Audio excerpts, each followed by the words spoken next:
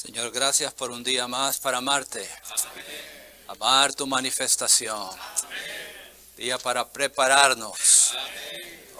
Al crecer en vida hasta la madurez. Señor, háblanos. Unge el hablar y el escuchar. Estamos atentos a ti. Abiertos a ti.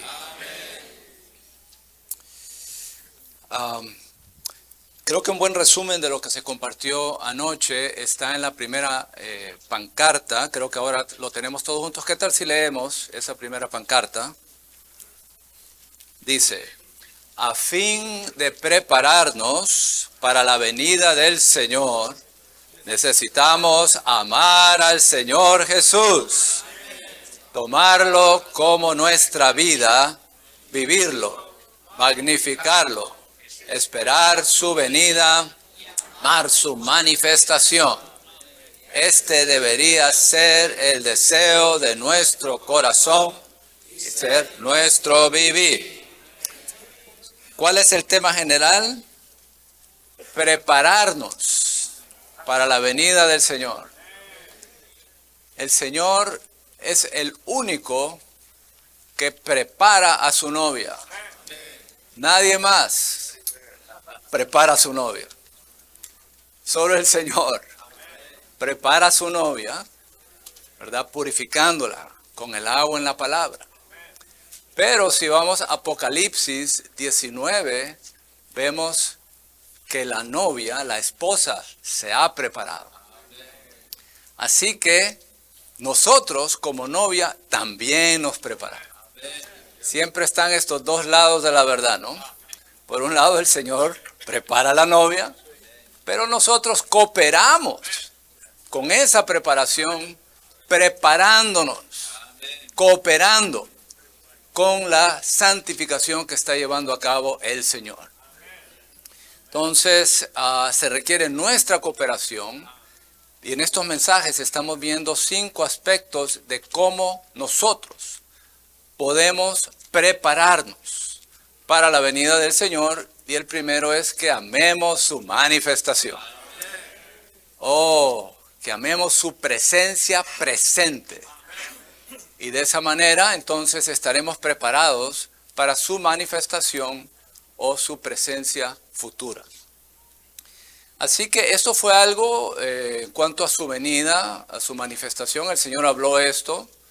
Los apóstoles también hablaron esto, incluso en una epístola para nuevos creyentes como Primera de Tesalonicenses. Este tema se presenta allí de inmediato.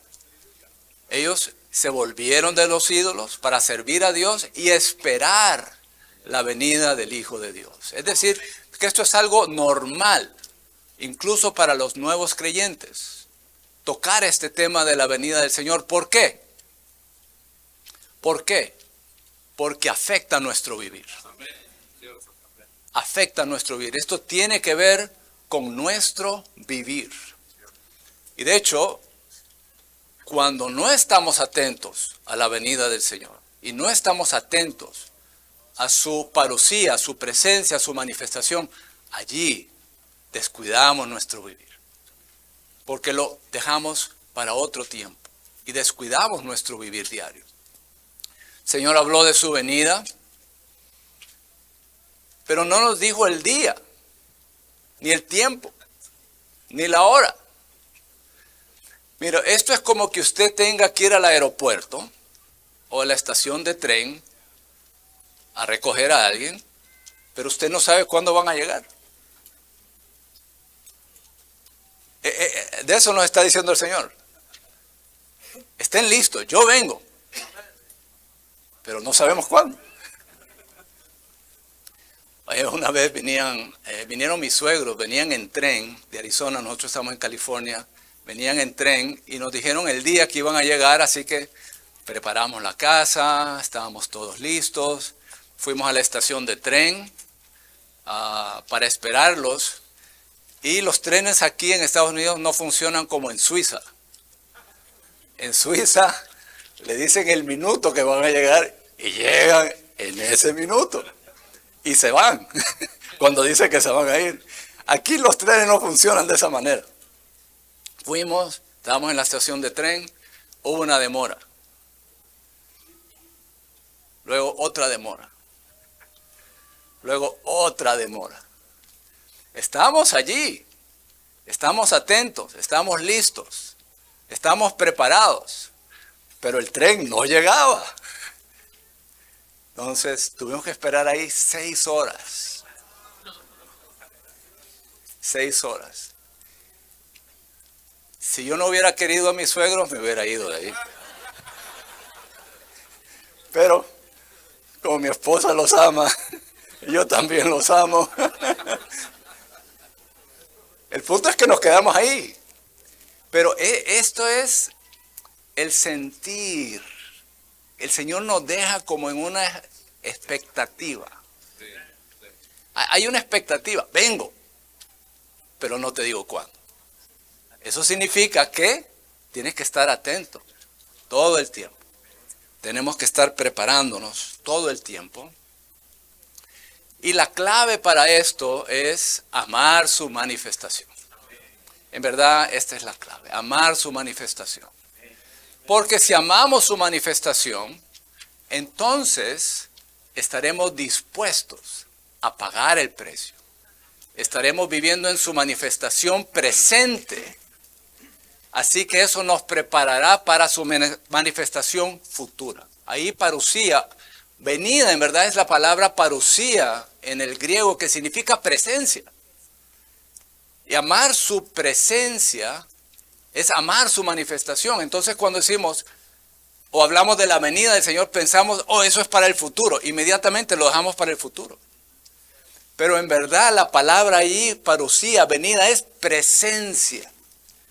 Y es decir, que si amamos su manifestación, su presencia presente hoy, entonces estaremos listos para su venida, para su presencia futura. Bueno, hoy entramos entonces en el segundo aspecto de nuestra preparación. Podemos leer el título todos juntos. Dice, prepararnos para la venida del Señor al crecer en vida hasta llegar a la madurez. Así que en la epístola de Jacobo, él usa este ejemplo de un labrador que espera con longanimidad el precioso fruto de la tierra. Así que en este aspecto tenemos que ver que hay que crecer en vida. Pero quizás para muchos el crecimiento en vida se detiene con la transformación. Pero tenemos que ver que nuestra meta o el crecimiento en vida por parte del Señor, la meta no es la transformación, sino que es la madurez en vida. La madurez en vida. Y aquí se nos da el ejemplo y el Señor se pone aquí como un labrador. Jacobo 5:7 dice, por tanto, hermanos, sed longánimos hasta la venida del Señor. Mirad cómo el labrador espera el precioso fruto de la tierra siendo longánimo hasta que reciba la lluvia temprana y la tardía. Así que, por una parte, nosotros somos longánimos, pero por otra parte, el Señor es longánimo. Así que estamos viendo aquí ambos aspectos. Por una parte, el Señor prepara a la novia, pero también la novia se prepara. Pues aquí, con respecto a la cosecha, Él es longánimo, esperando la cosecha, pero también nosotros somos longánimos, ejercitándonos para cooperar con el crecimiento en vida.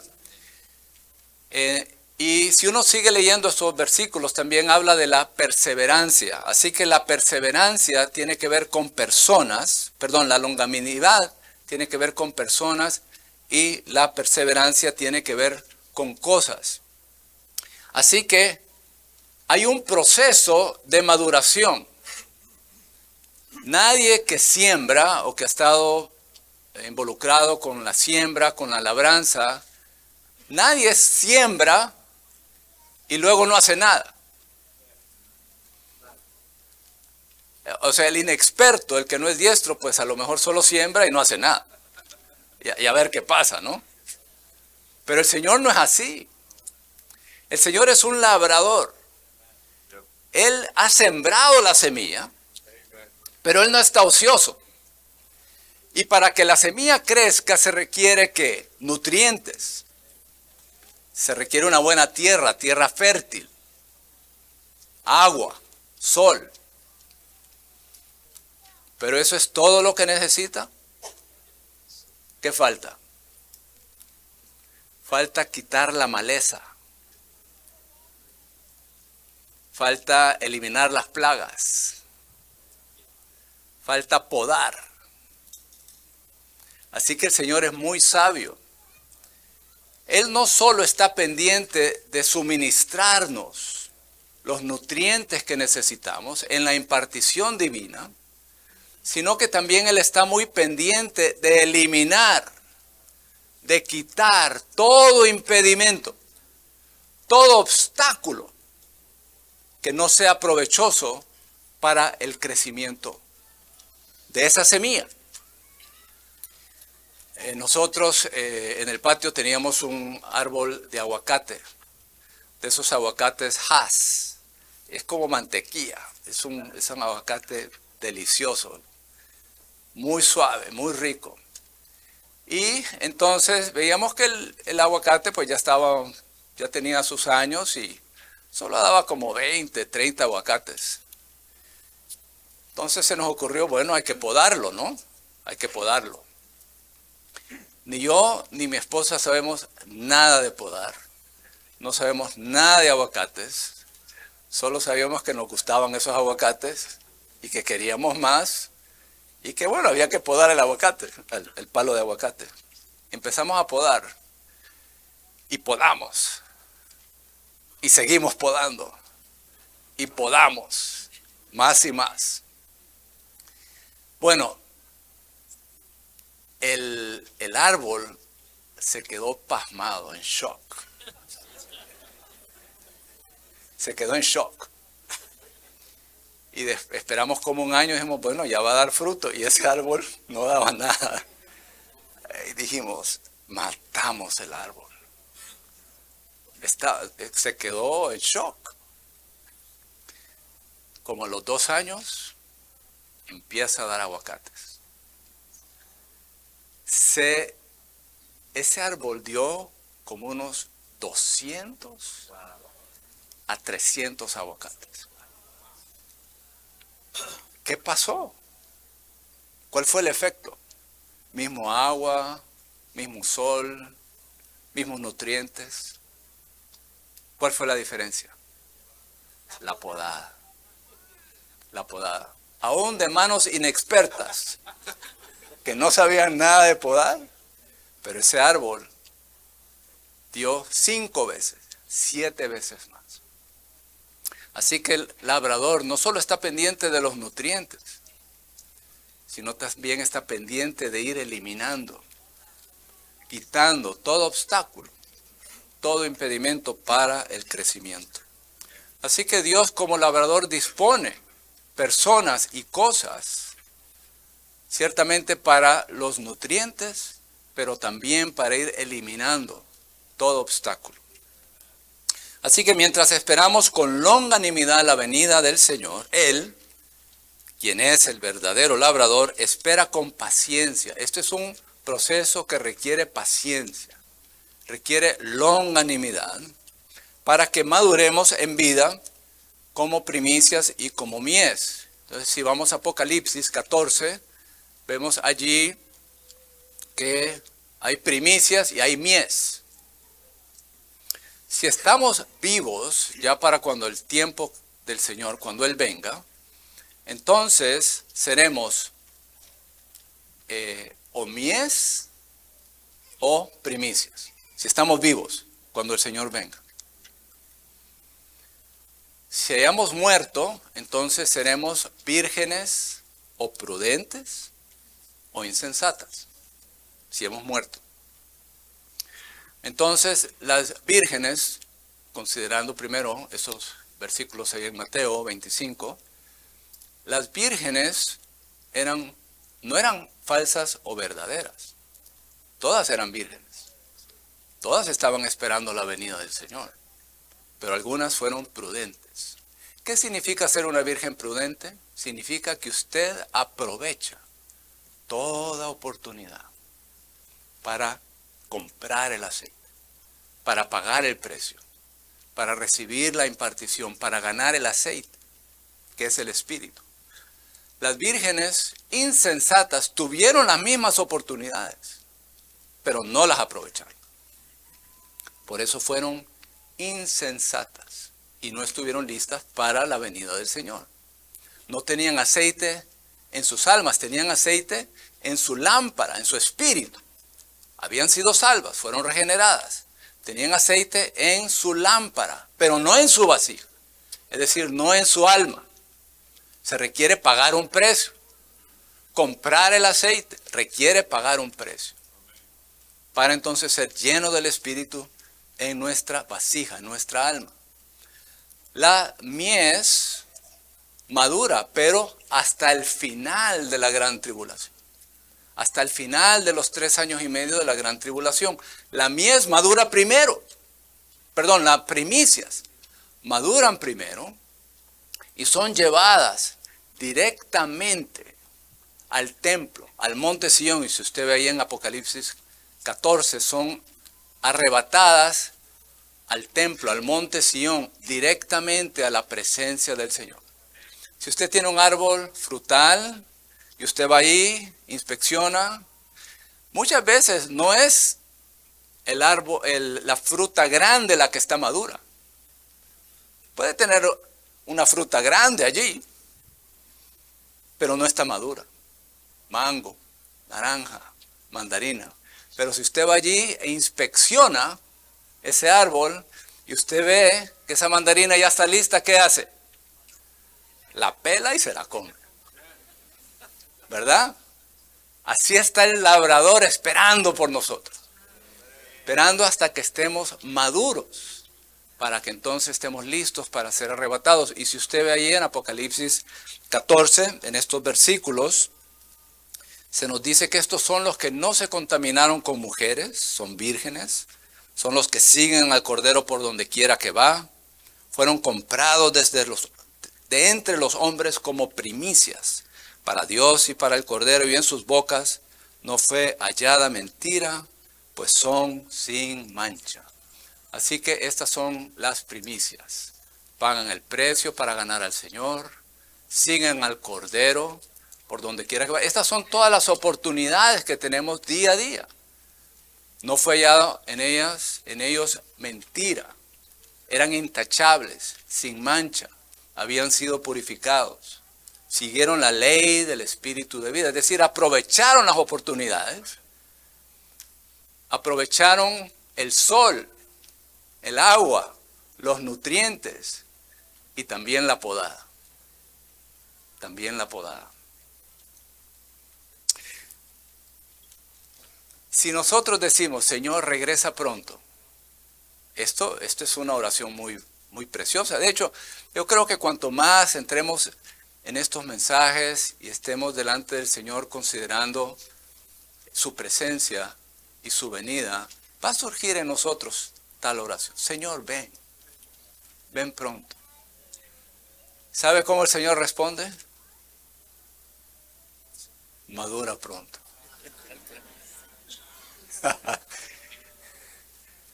El Señor se deleita en esa oración. Señor, ven, esa es una oración muy tierna, ciertamente, ¿no? De amor. Señor, ven pronto. Y el Señor te dice, ok, madura pronto.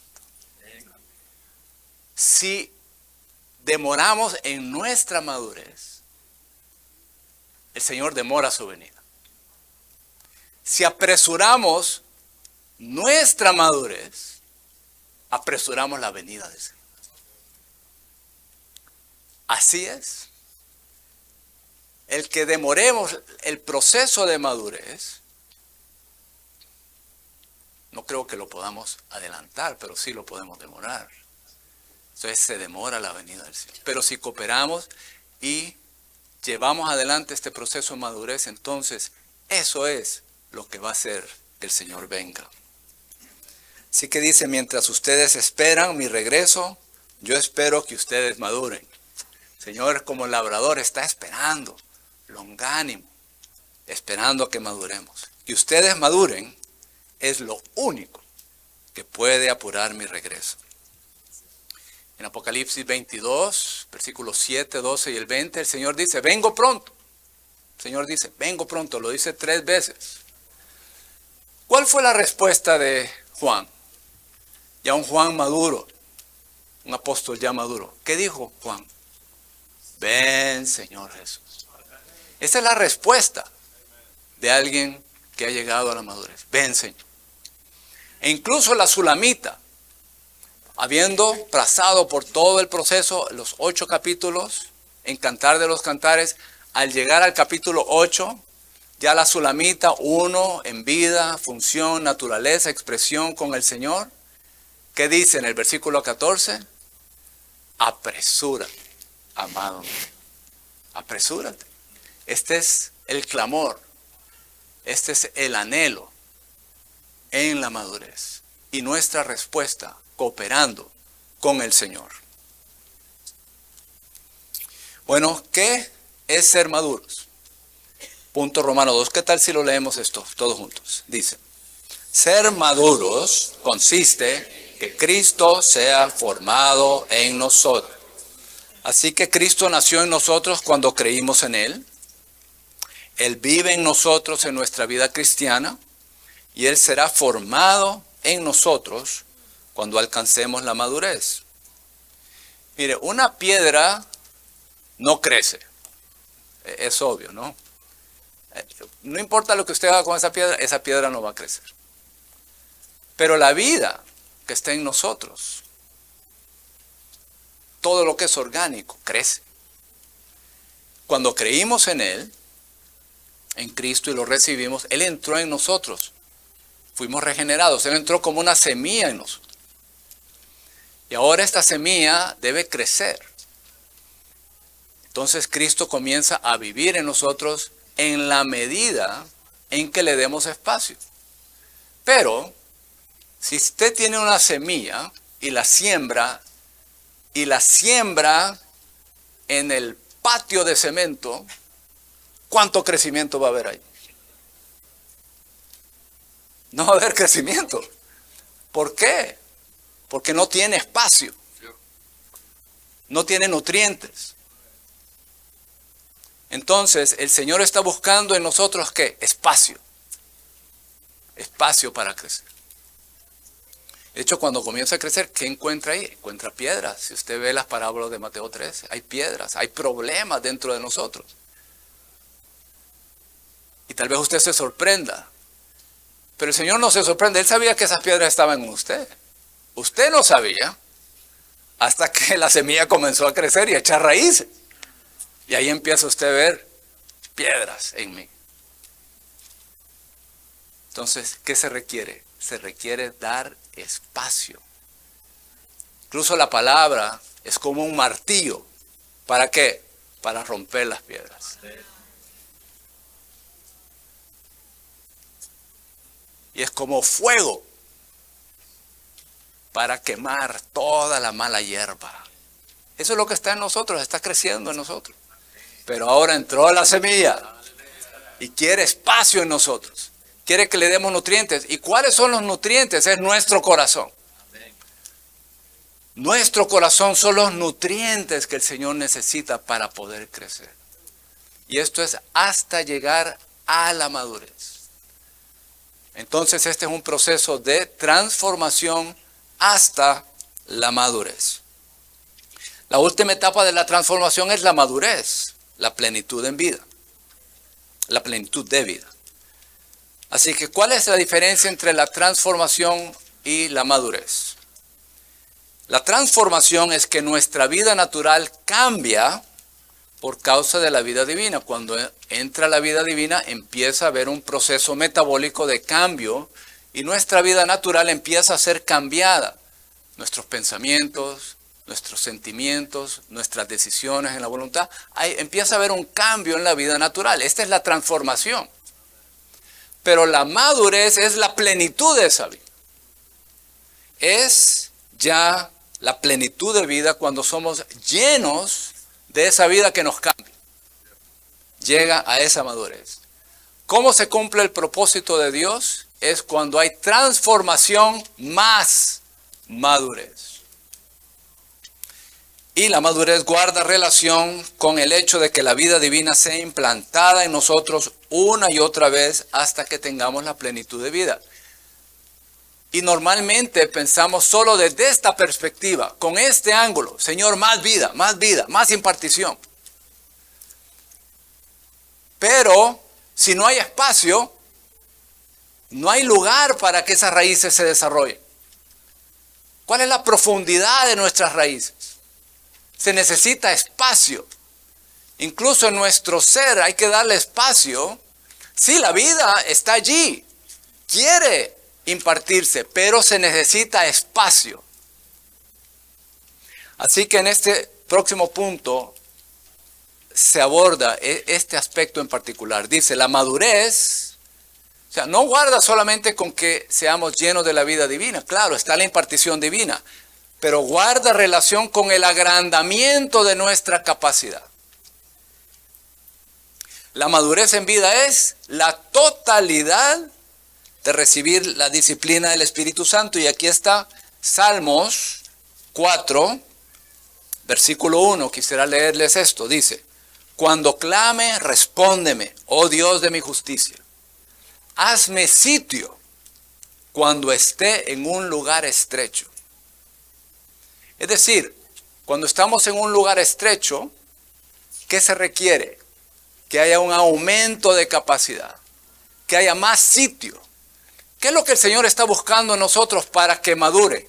Más sitio, más aumento de espacio, de oportunidades para que Él pueda crecer. Ahora, ¿cómo ocurre eso? Ocurre cuando padecemos más allá de lo que podemos soportar. Allí nuestra capacidad es ensanchada. ¿Cómo somos ensanchados? Pasando por situaciones, eventos, personas, cosas, no podemos soportar. Allí nuestra capacidad es ensanchada. Watchman Nee, y tengo esta porción acá de la biografía, Watchman Nee, un siervo que recibió la revelación divina en esta era, capítulo 19, páginas 144, 145, es una porción muy especial que aborda, que toca este tema. Quisiera leérselas. Watchman Nee dice, tocando el tema de la madurez, dice, se requiere tiempo para madurar. Se requiere tiempo. Aunque los jóvenes pueden acumular mucha información, en realidad no pueden alcanzar la madurez, ya que ésta depende del ensanchamiento de su capacidad. Esta es la madurez, el ensanchamiento de nuestra capacidad. Debemos permitir que Dios nos dé tiempo para padecer más allá de lo que podemos soportar, puesto que entonces nuestra capacidad será ensanchada. Algunos pueden soportar la pérdida de $5, pero no resistirían la pérdida de $5,000. Algunos pueden perdonar 2 o 3 veces, pero la 5ª vez sus manos tiemblan. Uno descubre lo maduro o lo inmaduro de una fruta comiéndola. La fruta inmadura tiene un sabor agrio y amargo, y es dura. Solo las frutas maduras tienen un sabor dulce y un olor agradable. La vida cristiana crece de manera normal. No es cuestión de desarrollar cierta madurez artificial como hacen con los plátanos utilizando calor y humedad. Los cortan verdes, los ponen en calor, humedad y tiene un plátano que no sabe a plátano. Okay, ese soy yo, ese no es Watchman Nee, disculpe. El Hijo del Hombre vino comiendo y bebiendo. El comer y el beber de algunas personas pone de manifiesto, pone en evidencia su verdadera condición. La vida no es el resultado de perfeccionarnos espiritualmente. Si uno tiene el espíritu, no necesita tratar de ser espiritual. Y si no lo tiene, es imposible perfeccionarse espiritualmente. Los lirios florecen y las plumas de los pájaros crecen de manera espontánea. Ellos no necesitan tratar de perfeccionar esos rasgos. El esfuerzo por perfeccionarse solo puede producir un, entre comillas, santo, según el concepto del mundo. No puede producir un creyente verdadero. Por un lado, basta con tener el sello de la cruz. No tenemos que esforzarnos por llevar fruto, ya que los esfuerzos solo demoran el crecimiento en la vida y no pueden acelerar. Es importante someterse a lo que Dios dispone en nuestras circunstancias. Esto es la disciplina del Espíritu Santo. Escaparnos una sola vez de lo dispuesto por Dios es perder una oportunidad de ensanchar nuestra capacidad, lo cual prolongará el tiempo necesario para que la vida madure en nosotros y nos obligará a volver a tomar esa lección para volver a la madurez, llegar a la madurez. Un creyente no puede ser el mismo después de pasar por los sufrimientos. En dado caso, su capacidad será ensanchada o él se endurecerá. Por esta razón, cuando los creyentes padecen, deben estar atentos y conscientes de que la madurez en la vida espiritual es la suma de la disciplina que reciben del Espíritu Santo. Se puede ver si una persona ha madurado en la vida espiritual, pero no se puede ver la disciplina del Espíritu Santo que esa persona ha recibido secretamente día tras día en el transcurso de los años. Así que la madurez en vida es la totalidad de la disciplina del Espíritu Santo.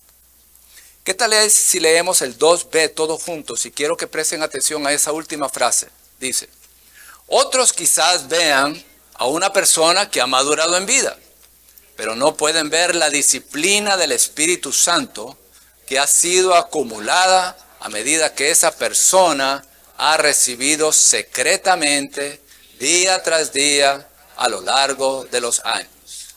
Así que Dios tiene una meta, que crezcamos hasta la madurez en vida.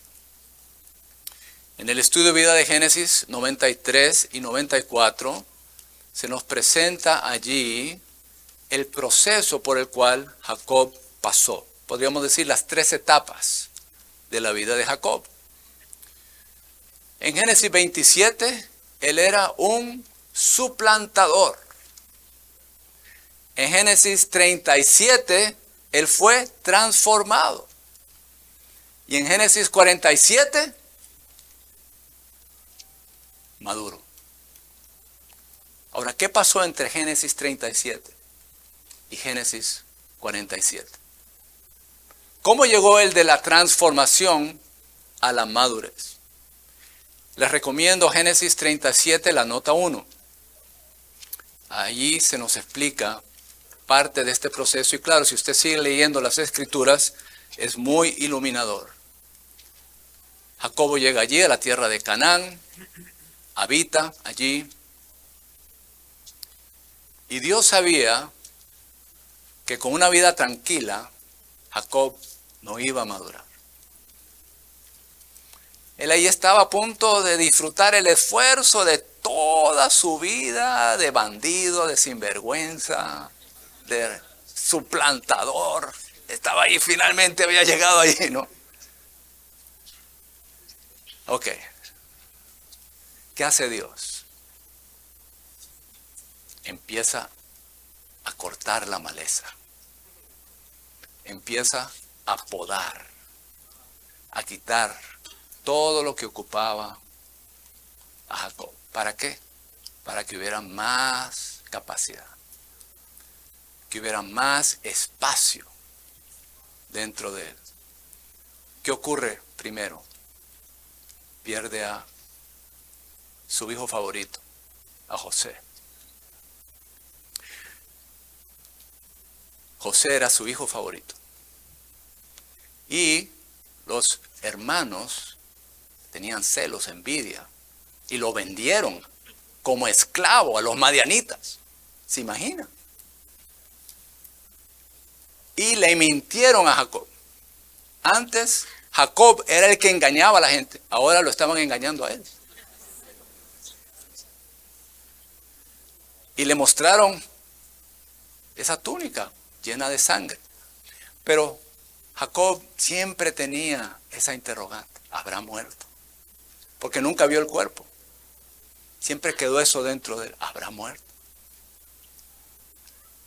Y antes de eso había perdido a Raquel, el amor de su vida. Pero dio a luz a Benjamín. Y él lo llamó hijo de mi diestra. Ahí, cuando estaba viendo a Raquel morir. Perdió a Raquel. Perdió a José. Luego viene la hambruna. Y él no puede disfrutar de todo el ganado, de toda la comida, porque se iban a morir de hambre. ¿Qué tiene que hacer? Envía entonces a sus hijos a Egipto. Se queda con Benjamín. Ya había perdido a José. Envía a los 10 y regresan 9. Así que perdió otro hijo. Pero le dijeron de que tenía que enviar a Benjamín. Así que envía a Benjamín, envía a los 11 y se queda sin nada. Este es el proceso por el cual Dios estaba podando, quitando la maleza, abriéndose paso dentro del ser de Jacob. Y es muy interesante que en esos 20 años, allí de ese relato, porque si usted lee Génesis 37, dice, estas son las generaciones, me parece, de la vida de Jacob. Y empieza a hablar de José. Dice, les voy a hablar de Jacob, pero empieza a hablarnos de José. ¿Por qué? Porque el aspecto reinante de la vida de madura de Jacob es José. La vida de José es una continuación de la vida de Jacob. Es el aspecto reinante de una vida madura.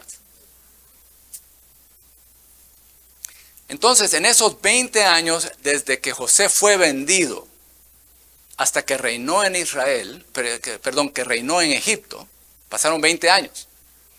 No se nos dice nada de Jacob. Nada de Jacob. Todo es José. Porque ahora se nos está presentando el aspecto reinante de la vida madura de Jacob, que es José. Así que no se nos dice nada de Jacob. Pero ¿qué estaba ocurriendo con Jacob? Le había sido quitado de su vida todo lo que él amaba, todo lo que él valoraba, todo lo precioso para él le fue quitado.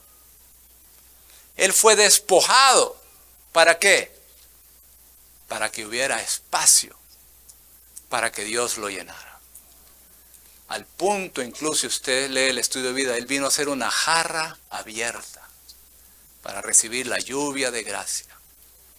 Ese fue el proceso entonces para que él llegara a la madurez. Y no debemos temer este proceso, santos. Debemos simplemente disfrutar al Señor, comerlo, disfrutarlo, y Él en su tiempo, en la medida que cooperemos con Él, Él no solo añade, sino que también Él quita. Y esto tiene un resultado maravilloso, porque si bien vemos que a Jacob le fue quitado lo precioso que él amaba, ¿qué le fue añadido? Dios le fue añadido. Dios no quita sin añadir. Siempre que Dios quita, Dios añade. Nos quita lo que no sirve para añadir lo que sí es útil. Nos quita lo temporal para añadir lo que es eterno. Nos quita lo temporal, lo que nos parece precioso, pero en verdad no es, para añadir lo que es verdaderamente precioso.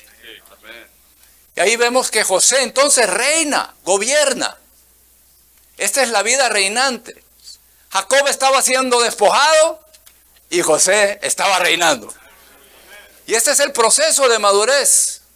Somos despojados, pero reinamos. Se nos quita lo precioso para nosotros, pero se añade lo que es verdaderamente. Así que este es el proceso de madurez. Ser despojados, ser vaciados para darle espacio a que Dios nos llene, aumente, se expanda nuestra capacidad y de esa manera podamos ser aquellos que reinamos. ¿Qué tal si leemos el punto 3 todos juntos? Aquí verdaderamente se resume. Dice, Dios soberanamente usará personas, cosas y eventos para vaciarnos de todo lo que nos ha llenado y quitarnos toda preocupación a fin de que podamos tener una mayor capacidad de ser llenos de Dios. Así que Dios no solo es el labrador, sino que también Él está buscando mayordomos que cooperen con ese ministerio celestial, que es el punto 3. La meta del ministerio de Pablo era presentar maduro, perfecto en Cristo, a todo hombre, con miras a un solo y nuevo hombre. Así que el labrador siembra la semilla, pero él tiene la expectativa de que haya un crecimiento. Y para eso él requiere mayordomos, que era Pablo como modelo, pero también nos está buscando a nosotros que cooperemos según esa mayordomía, para que entonces podamos cooperar con el ministerio celestial de Cristo para que otros sean presentados perfectos, maduros, es decir, plenamente crecidos. Y esto es lo que significa aquí la palabra perfecto en Colosenses 1:28. Es plenamente crecido, completo o maduro. Al llegar a la madurez, entonces se está listo ya para el arrebatamiento, que es el punto 4. Dice, a fin de estar preparados para el arrebatamiento, necesitamos alcanzar la madurez en vida. Entonces llegamos ahora a Mateo 24, versículos 40 y 41. Estos versículos son muy sencillos, pero muy significativos. Dice, estarán entonces dos en el campo. El uno será tomado y el otro será dejado. Dos mujeres estarán moliendo en el molino, la una será tomada y la otra será dejada. Ahí se nos está hablando de las señales cuando venga el Señor. Uno es tomado, es decir, es arrebatado. Y el que es tomado no se sorprende, porque está listo. Y el que no es tomado tampoco se sorprende, porque no se ha estado preparando. Así que ni el que fue tomado se sorprende, ni el que no fue tomado se sorprende.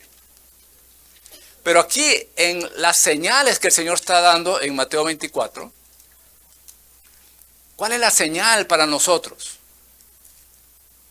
El arrebatamiento. Por eso dice, velad y estad preparados. El Señor está velando para que ese fruto madure. También nosotros debemos cooperar para que el fruto madure.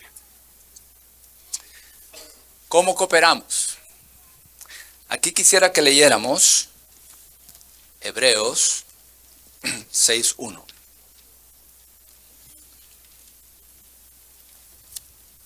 A ver, Hebreos capítulo 6 y versículo 1 dice, pero por tanto, dejando ya la palabra de los comienzos de Cristo, vayamos adelante a la madurez. Vayamos adelante. ¿Qué tal si yo les digo, santos, vayan adelante a la madurez? ¿Ustedes qué dicen? ¿Qué dicen? No están muy seguros, ¿no? Ok, quisiera leerles literalmente lo que esto dice. Seamos llevados a la madurez. ¿Qué tal si les digo, santos, seamos llevados a la madurez? ¿Ves la diferencia?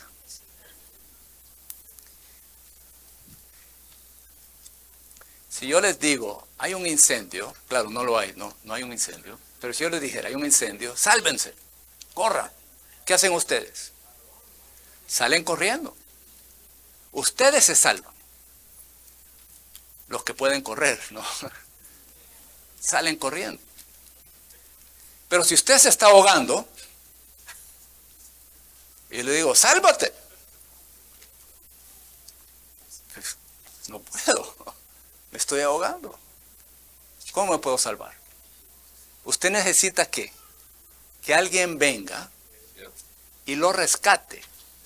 Pero si usted pelea con el que lo está tratando de rescatar, los dos se van a ahogar. ¿Qué tiene que hacer usted allí? Se está ahogando. Ceder y dejarse rescatar. Santos, seamos llevados a la madurez. ¿Qué es esto? Es activo pasivo. Esto no existe en el idioma español. Ningún libro de gramática usted va a encontrar esto. Activo pasivo. ¿Qué es esto? Esto no existe en el idioma español. Ni en el idioma inglés. Existe en la esfera divina y mística. Sed, ¿qué es? Activo. Y salvos, ¿qué es? Pasivo. Ok. ¿Qué tal si yo les digo, de nuevo, no hay un incendio, pero yo les digo, hay un incendio. No avance, no retroceda y no se quede donde está.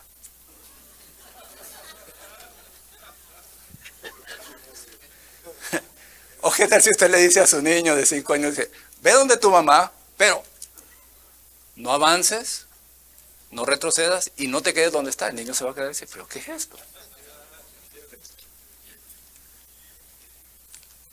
De esto está hablando. Seamos llevados a la madurez. Yo no puedo madurar, pero sí puedo dejar ser llevado a la madurez. Este es el activo pasivo. Y esto se encuentra en varios lugares en la Biblia. Sed salvos. Esto es activo pasivo. Sed fortalecidos. Activo pasivo. Sed santificados. Sed santos. ¿Puede usted santificarse? No. ¿Puede usted ser santificado? Sí. Entonces, el ser aquí, y el hermano Lee tiene, y les recomiendo, bueno, no hay mucho tiempo, pero en el entrenamiento de perfeccionamiento, capítulos 20, 21, cuanto al activo pasivo, incluso hacer vasos abiertos, allí el hermano Lee presenta varios ejemplos y de una manera muy, muy, muy clara. Él resume que prácticamente todas las epístolas de Pablo se resumen en estas dos palabras. Vaso abierto. ¿Qué era Pablo? Un vaso abierto. Por eso llegó a la madurez. ¿Qué fue Jacob? Para llegar a ser José. Un vaso abierto. ¿Qué es un vaso abierto? No hace nada, pero se mantiene abierto para ser lleno. Así que si yo le digo a usted, no avance, no retroceda, pero no se quede donde usted está, entonces, ¿qué es lo que usted tiene que hacer? Dice, pues, ayúdame. Llévame donde tengo que ir. Usted está abierto a que alguien lo cargue y se lo lleve. Seamos llevados a la madurez. ¿Qué es el activo pasivo? El hermano le dice, es realmente difícil encontrar una persona que por un lado esté absolutamente abierta al Señor y por otro lado no haga nada. Si pudiéramos amar al Señor y aún así no hacer nada, eso sería un milagro. De eso estamos hablando. Porque o usted hace la huelga de los brazos cruzados y dice, yo no hago nada. O usted es completamente activo como un Superman haciéndolo todo. Y el Señor rechaza que usted lo haga todo y también rechaza que usted no haga nada. ¿Qué se requiere? Activo pasivo. Seamos llevados a la madurez. ¿Cuál es el activo? Amar al Señor al máximo es ser activos. No hacer nada es ser pasivos. ¿Qué es esto? Esto es precioso.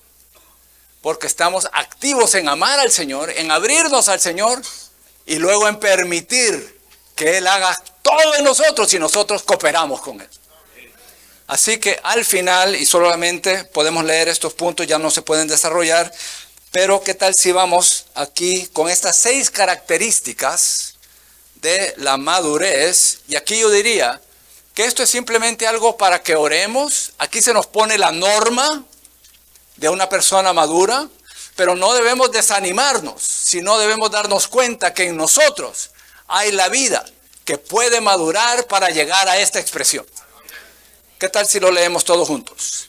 Sé la vida divina que nos cambia. Amén.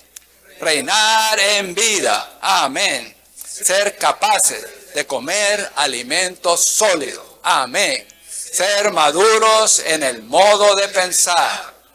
Ser perfectos como nuestro Padre Celestial es perfecto. Ver el cuerpo, conocer el cuerpo, vivir en el cuerpo, para el cuerpo, ocuparnos del cuerpo y honrar el cuerpo. La meta de todo esto es el cuerpo, que viene a ser la novia, que viene a ser el guerrero, para que el Señor venga de regreso. Amén. Amén.